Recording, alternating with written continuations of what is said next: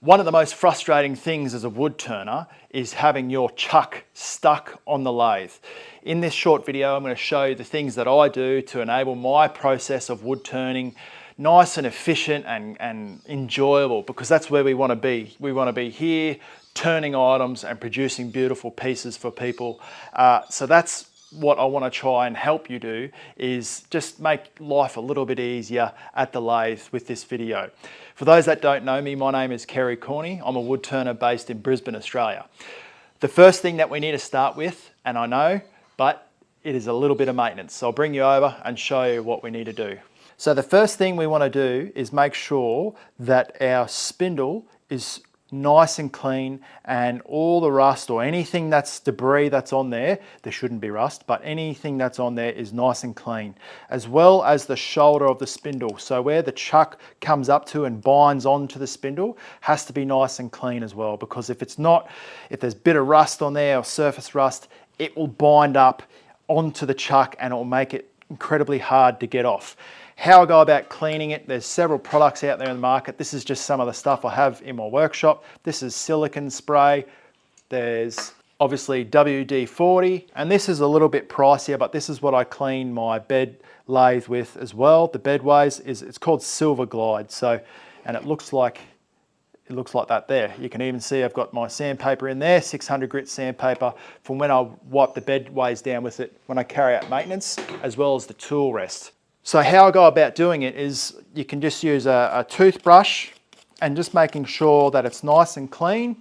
I've also got a really soft brass brush here. It's nice and soft and it won't mar or mark the steel. You can also use 600 grit sandpaper. If you notice that you've got a little bit of a build up on the shoulder there, you can just glide that over, give it a bit of a spray, add a bit of lubricant to it. And that'll clean, I'm just turning that by hand, that'll clean that shoulder up nice, and then use a bit of paper towel to wipe it off afterwards. And last but not least, you can use some steel wool, some really fine steel wool, and that'll clean that up really nicely. But just make sure, because those little fibers can come off and get stuck on the teeth or stuck back here on the shoulder, to give it a little bit of a blow off with your air compressor. When it comes to the chuck, you also want to clean inside your chuck. So the same thing, I just get my toothbrush and I clean all the thread inside there and give it a nice good clean to make sure it's all ready to go. And that will eliminate, as well as the shoulder back here, as well as the face, give that a nice good clean. This has got a thread adapter in it, but that also comes in handy when we go to removing the chucks, because it's got this hole in here, which helps a lot. So making sure all the thread is nice and clean, and then I always give it a blowout with my air compressor afterwards. Make sure everything is nice and clean. So keeping this nice and clean, as well as the shoulder nice and clean, I've never had a chuck stuck so badly where I can't get it off. I've also never had to use a plastic washer. You hear about people using plastic washers all the time. I never use a plastic washer, simply because I want my chuck to stay on the spindle when I turn, or when I sand. I like to sand in reverse.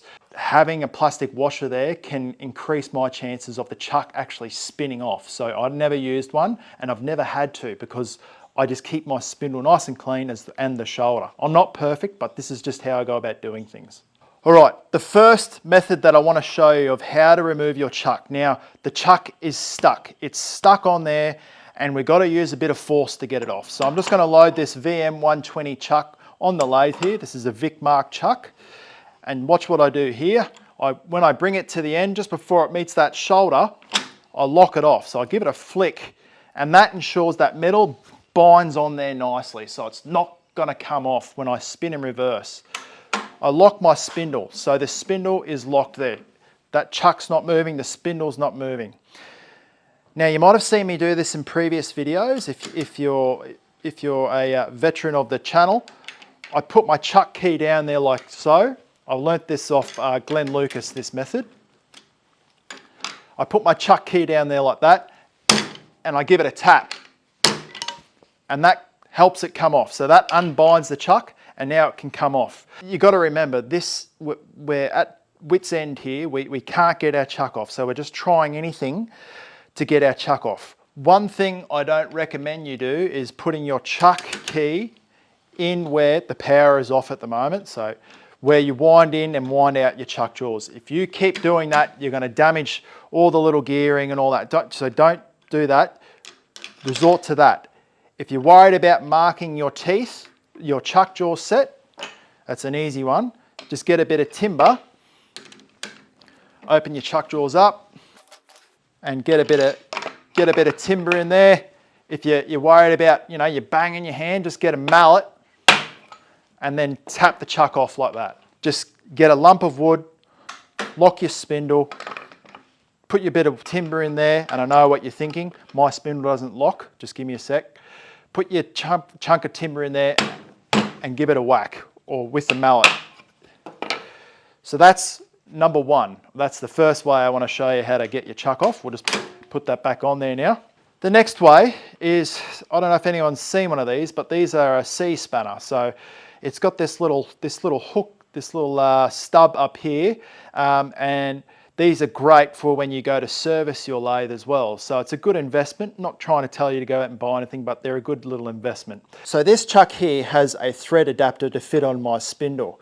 And from Vicmark, you'll get these little chuck tools as well. And they do help, but as you can see in the past, they are very easy to bend. So I've been in your shoes before and very frustrated. So I know what it feels like. So don't use one of these, and get yourself a C-spanner. And I'll show you why. It's all about leverage. So that little hook, like I said before, just up in here, fits perfectly in one of these holes, but it's over here now because I've had to, so it fits perfectly in that hole there. I'll just put it in there, goes around. I'm going to lock the spindle off, and then you just give it a tap. Some chucks as well, they'll have little markings on around, or you might be able to just fit it in around there somewhere. Not all chucks are the same, but I know the frustration of what it's like when you can't get your chuck off. Now this technique is for those people that can't lock their spindle off. With my lathe, I can lock my spindle off there, but for those that can't, you need a flat section. So you might be able to see on my lathe just there, there's a flat section where I can get a tool around it. Or you might have a flat section there, or you've got a lathe where the hood opens up like a bonnet. Make sure your power is off, and then there might be a flat bit there where you can get a spanner or a pipe wrench onto it. And now I've got this bit of board here because, as you can imagine, you're trying to hold your spanner or your tool with your left or right hand, probably your left hand, and then you're trying to get a bit of timber or something in this, and then it just doesn't work because you're going to try and lever down with that, and you're trying to hold that up.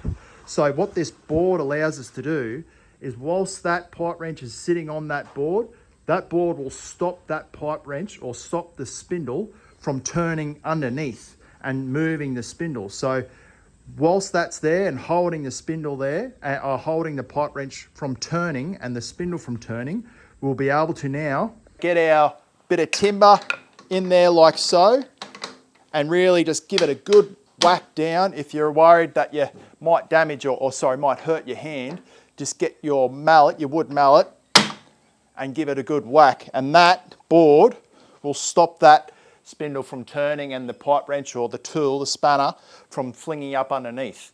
Like I said, if you have to open your hood and all the rest of it, but just turn the power off. Now, if your flat bit of steel is up here where you can put your pipe wrench on, and you somehow can't get a timber board there or something like that, this technique uses your tool rest. So bring your tool rest over, and there you want to protect your tool rest. So put a bit of timber there just to protect your tool rest. Put your pipe wrench over that or your tool that you're using to lock your spindle. And as you can see, like we used the board before, I'll put that away because that was in the last demo. This will stop that spindle from turning like so. Get your bit of timber, chuck it in there, and give it a reef back. I just held that like that just to stop the tool from slipping off and bashing down on the lathe. So my left hand was just there holding it, my right hand over the top, and I just reefed down on it. If you're confident, or if you've got someone there, you could put a bit of tape or a rubber band around it or something. If that's not going to move and you really need to give a bit of work onto it, get your bit of timber like before and just give it a good old wallop. If you have cleaned your shoulder and your spindle, it makes life a hell of a lot easier.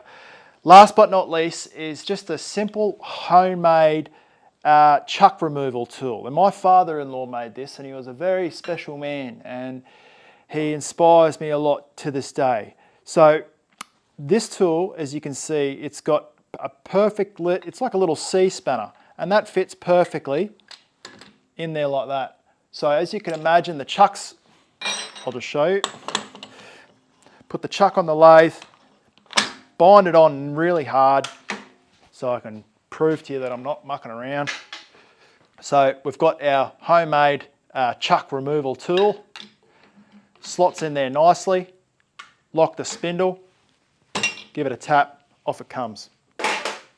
So if you are struggling, or you know someone that is struggling to get their chuck off the lathe, please share this video around. I see so many people writing on forums that their chuck is stuck on the lathe. I want the bar of wood turning to be raised. I want to share everything that I know to help one another out in the comments everywhere. So please share it around to help our community grow together. It's such a wonderful craft, and we shouldn't be struggling to get our chucks off the lathe. We should be here turning and enjoying what we do and what we love, and that's wood turning and making beautiful pieces and items. So please share it around. I would really appreciate that. Thank you all so much for watching. I'll see you and talk to you directly. Cheers. Bye.